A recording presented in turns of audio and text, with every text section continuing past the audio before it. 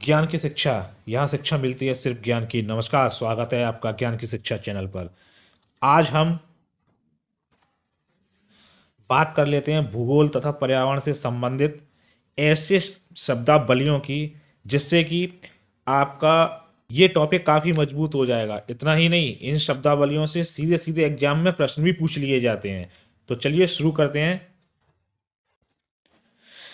सबसे पहले हम बात कर लेते हैं क्लोरोफ्लोरोकार्बन के बारे में।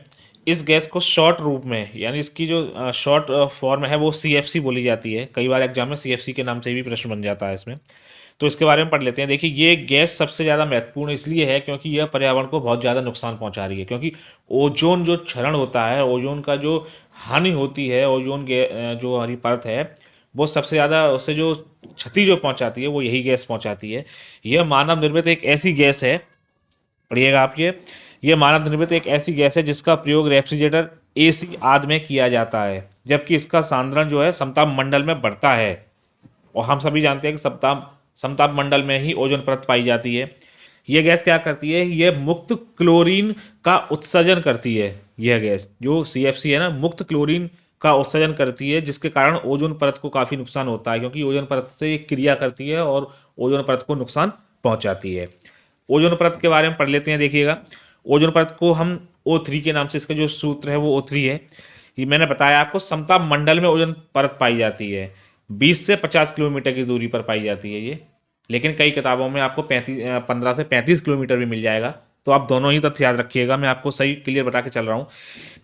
अब ये क्या करती है? ओजोन जो परत है, इसका काम होता है कि सूर्य की जो पराबैंगनी किरणें जो आती हैं, अल्ट्रावायलेट जो किरणें आती हैं, जो कि हमारे शरीर को नुकसान पहुंचाती है, उन्हें रोकना इनका कार्य है, इनका ओजोन का। क्योंकि सूर्य से जो पराबैंगनी किरणें पृथ्वी पर आती हैं, उन्हें क्या करती है? ये फिल्टर कर देती है, ऊपर ही फिल्टर कर देती है, जिससे कि जो हम लोग हैं वो सुरक्षित रहते हैं। देखिए, मीथेन गैस के बारे में अगर मैं बात कर लें, मीथेन गैस भी बहुत महत्वपूर्ण गैस है। मीथेन गैस का जो सूत्र है वो CH4, इसके नाम से जानते हैं आप। सूत्र भी याद रखिएगा, नाम भी याद रखिएगा, क्योंकि कई बार एग्जाम में दोनों ही में से कोई चीज से भी प्रश्न पूछ लिया जाता है। देखिए, मीथेन के बारे में पढ़ते हैं। इस गैस का अधिकांश अधिकांश जो भाग होता है ना, वो जैविक स्रोतों से ही निर्मित होता है, यानी बनता है। जैसे कि आपका धान की खेती हो गई, आपकी चावल की खेती बोल लेते हैं जैसे हम, उसमें आपका मीथेन गैस ही बनती है। कम जैसे कंपोस्ट खाद, जो चीज जिसमें मतलब जैविक चीज़ें जहाँ सड़न पैदा होती है, वहाँ मीथेन गैस ही बनती है। ठीक है, जो कि ग्रीन हाउस प्रभाव के लिए उत्तरदायी है। ये भी ग्रीन हाउस जो प्रभाव होता है। अब आपको बता दूं ग्रीन हाउस प्रभाव क्या होता है, शायद आप जानते होंगे, लेकिन मैं आपको बता देता हूँ एक बार चलते हैं। ग्रीन हाउस गैस में क्या होता है कि सूर्य की जो ऊष्मा पृथ्वी पर आती है, तो उसमें से क्या होता है, हमारे पृथ्वी के वातावरण में प्रवेश करने के बाद कुछ ऊष्मा तो पृथ्वी पर रह जाती है, लेकिन बाकी की ऊष्मा जो उत्सर्जित हो जाती है, यानी वापस अंतरिक्ष में चली जाती है। इस पूरी प्रक्रिया के दौरान हमारे पृथ्वी का जो टेम्परेचर है वो 15 डिग्री सेल्सियस रहता है।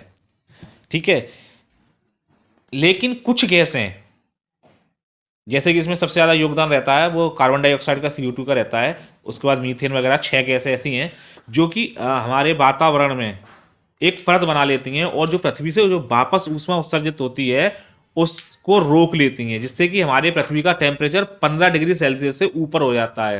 यानी इसी कारण हमारी पृथ्वी का टेम्परेचर बढ़ रहा है, और इसी को ग्रीन हाउस प्रभाव या ग्लोबल वार्मिंग भी कहते हैं। अब बात कर लेते हैं सतत विकास की।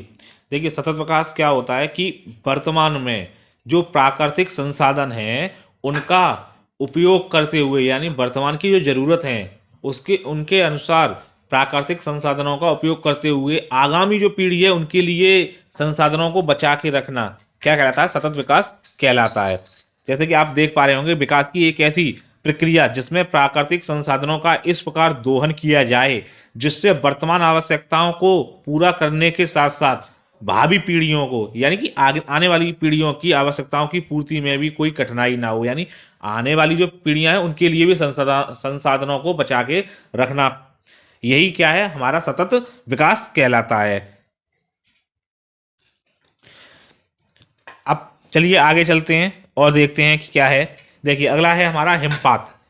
हिमपात क्या होता है कि हिमपात का मतलब आप सभी जानते हैं कि बर्फ पड़ती है, उसी को हिमपात कहते हैं। अब लेकिन ये प्रक्रिया होती कैसे, मैं आपको समझा देता हूँ।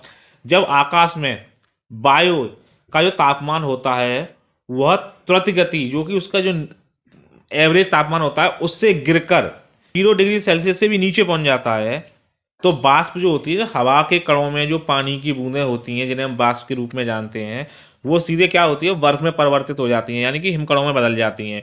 और फिर वो इसी के साथ वो नीचे गिरने लगती हैं, पृथ्वी पर गिरने लगती हैं। इसी को हम हिमपात कहते हैं, यानी कि बर्फ का गिरना कहते हैं।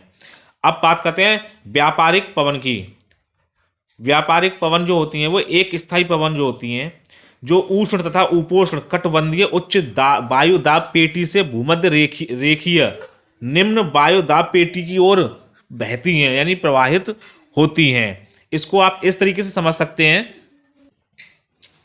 कि एक ऐसा क्षेत्र जहां पर क्या है कि वायु का जो दाब है वो उच्च है, यानी सर्वाधिक है, वहां से भूमध्य रेखीय निम्न वायु दाब पेटी, यानी कि जहां वायु का जो दाब है वो सबसे कम है, उसकी तरफ जो प्रवाहित होती हैं वो व्यापारिक पवनें कहलाती हैं। इनकी जो दिशा होती है ना, वो उत्तरी गोलार्ध में तो उत्तर पूर्वी तथा दक्षिण गोलार्ध में ये दक्षिण पूर्वी होती हैं। अब हम बात करते हैं पूर्ववती नदी वर्तमान समय से पूर्व भी उसी मार्ग पर, उसी दिशा में और उसी स्थान पर बह रही है, और अभी भी वो अपने यथावत मार्ग पर ही बह रही है, यानी प्रवाहित हो रही है। जैसे कि सिंधु नदी हुई हमारी, सतलज नदी हुई, ब्रह्मपुत्र हुई, यमुना नदी हुई, ये वर्तमान से पूर्वी सेम उसी दिशा में और उसी मार्ग पर प्रभावित हो रही थी, और अभी भी उसी मार्ग पर प्रभावित हो रही हैं। ये पूर्ववर्ती नदियां कहलाती हैं। अब हम बात कर लेते हैं दैनिक तापांतर की। देखिए बहुत ही आपके लिए महत्वपूर्ण ये प्रश्न है। दैनिक तापांतर से कई बार प्रश्न बनाया गया है, यूपी टेट, सुपर टेट में तो कई बार आया है ये प्रश्न कि दैनिक तापांतर क्या होता है। देखिए, किसी स्थान को अगर हम ले लें, किसी भी स्थान को हम ले सकते हैं पूरी पृथ्वी पर से, वहाँ पर हर स्थान का अलग अलग दैनिक तापांतर होता है। तो वहाँ का जो सबसे न्यूनतम तापमान और सबसे अधिकतम तापमान में जो अंतर होता है ना, उसे दैनिक तापांतर कहते हैं। अब हम बात कर लेते हैं उषांक की। उषांक क्या होता है? उषांक एक बिंदु है जिसके ऊपर अगर वायु जाती है तो वो संतृप्त हो जाती है, और उसके अंदर जो जल वाष्प की जो ग्रहण करने की क्षमता होती है वो खत्म हो जाती है, समाप्त हो जाती है, और उसके अंदर जो जल वाष्प, जो पानी की जो बूंदें होती हैं ना, वो छोटी छोटी बूंदों में परिवर्तित हो जाती हैं। इसी को हम ओस के रूप में भी जानते हैं, ओसांक को ही। उम्मीद करते हैं कि आपको हमारा कंटेंट अच्छा लग रहा है। अगर अच्छा लग रहा है तो आप हमारे चैनल को सब्सक्राइब कर दीजिएगा, क्योंकि हम ऐसे ही वीडियो आपके लिए लाते रहते हैं जिससे आपको फ़ायदा मिले, आपको जो भी आने वाली परीक्षाएं उनमें आपको सफलता मिले। तो चलिए अगला पढ़ते हैं। अगला है हमारा चक्रवात, जिसे हम साइक्लोन के नाम से भी पढ़ते हैं। देखिए, इस मैं वो शब्द आपके लिए लेकर आया हूँ ना, जिन शब्दों से डायरेक्ट प्रश्न तो बनते ही हैं।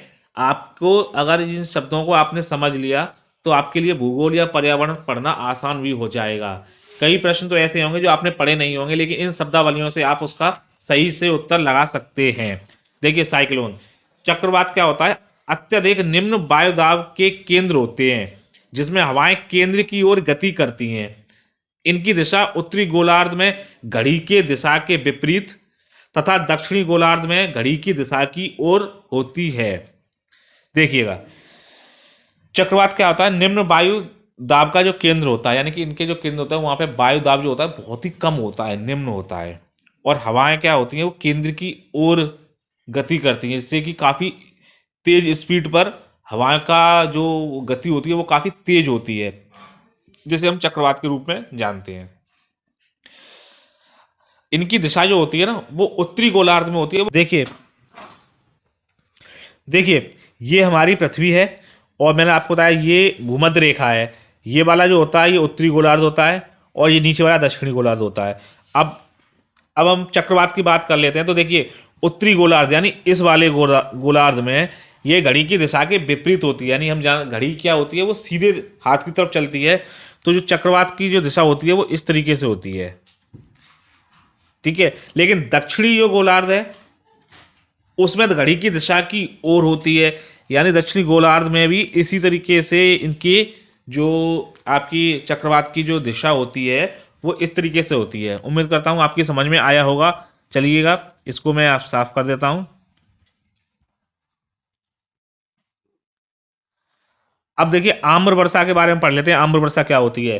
देखिए, संपूर्ण दक्षिण पूर्वी एशिया, यानी जिसमें हमारा भारत भी दक्षिण एशिया में आता है, तो संपूर्ण दक्षिण पूर्वी एशिया तथा भारत में अप्रैल तथा मई महीने में बिना मानसून के, यानी जानते हैं अप्रैल में, हमारे भारत में तो अप्रैल मई में मानसून आता नहीं है, ठीक है, लेकिन अप्रैल मई में बिना मानसून की जो वर्षा होती है, या कह सकते हैं मानसून से पहले पूर्व में जो वर्षा होती है, उसे आम्र वर्षा कहती है। और इसका एक महत्वपूर्ण तथ्य आप याद रखिएगा कि आम्र वर्षा जो होती है वो आम के लिए लाभदायक होती है सबसे ज्यादा।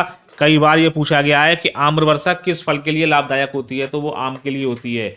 कई बार घुमा के इस तरीके से भी पूछ लेते हैं कि आम के लिए कौन सी वर्षा लाभदायक होती है, तो वो आम्र वर्षा लाभदायक होती है। आगे पढ़ लेते हैं अंत प्रवाह प्रदेश के बारे में। देखिएगा, अंत प्रवाह प्रदेश जो होता है हमारा, उससे तात्पर्य है कि उन क्षेत्रों, जिन क्षेत्रों की नदियों का जल किसी खुले समुद्र आदि में ना गिरकर विशाल जलाशयों में गिरता है, वो अंत प्रवाह प्रदेश कहलाते हैं। समझने की आप कोशिश कीजिएगा। देखिए, नदियां जो होती हैं वो अपना जल प्रभावित करती हुई ले जाती हैं और आखिरकार समुद्र में मिल जाती हैं। जैसे गंगा नदी भी समुद्र में मिलती है, यमुना नदी भी समुद्र में मिल जाती है। कई नदियां हैं, सारी नदियां लगभग समुद्र में मिलती हैं, लेकिन जो नदियां समुद्र में ना गिरकर किसी विशाल जलाशय आप जानते हैं, कोई बहुत ही बड़ी, मतलब जलाशय, तालाब, खड्ड या कुछ भी कह सकते हैं। तालाब तो बहुत छोटी चीज होती है, बहुत बड़े बड़े विशाल जलाशय भी होते हैं, उनमें गिरती हैं तो वो अंतः प्रवाह प्रदेश कहलाते हैं। जैसे यूराल, नीपर, नीश, डैन्यूब नदियां इनके प्रमुख उदाहरण हैं। उम्मीद करता हूं आपको क्लास अच्छी लगी होगी। तो मैं अगली क्लास इसका सेकंड पार्ट भी लेकर आऊंगा, और भी कई महत्वपूर्ण शब्दावलियां हैं जिनके बारे में आपको बताऊंगा। तो बने रहिए, वीडियो को अपना प्यार दीजिएगा। नमस्कार।